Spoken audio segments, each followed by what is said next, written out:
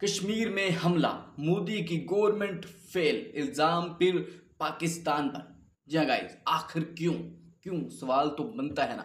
ज़रा ये साइड भी जो पिक्चर्स चल रही हैं, ज़रा ये मुलाहिजा फरमाएं। जब भी भारत में खून बहता है, ना तुम्हारी हुकूमत जागती है, ना ही तुम्हारा सिस्टम हरकत में आता है। बस एक ही पुराना आपने बहाना लगाया कि ये सब कुछ पाकिस्तान ने किया।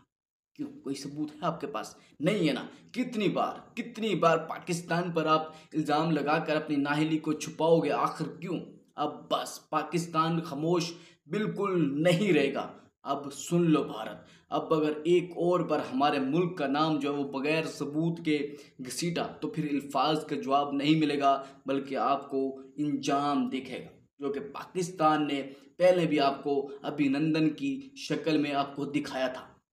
हम अमन चाहते हैं, मगर हर बार पाकिस्तान को चुप समझने की गलती मत कीजिएगा। ज़रा ये तस्वीरें देखें जिसमें आपको दिखाया जा रहा है कि उसमें हमला कैसे हुआ और लोगों ने अपना बचाव कैसे किया। वो हमला होने के बाद 2-2 घंटे तक आपकी ना वहाँ पर सिक्योरिटी पहुँची, ना एम्बुलेंस पहुँची, ना कोई डॉक्टर पहुँचा, ना कुछ। तो आपकी ये जो सिक्योरिटी एजेंसी थी, ये रॉ की जो आपकी फिल्मी एक्टिंग वाली जो एजेंसी है, खुफिया एजेंसी, ये उस वक्त कहाँ थी जब ये हमला हो रहा था? तो आप डायरेक्ट पाकिस्तान पर बगैर सबूत के इल्ज़ाम कैसे लगा सकते हो? हमारी खामोशी हमारी कमज़ोरी नहीं है, ये हमारा सब्र है। और जब ज़रा ये देखें, पिक्चर्स देखकर भी रोना आ रहा है। जब उफ, पाकिस्तान को अगर बार बार छेड़ा गया तो इस दफ़ा आपको हम नहीं छोड़ने वाले।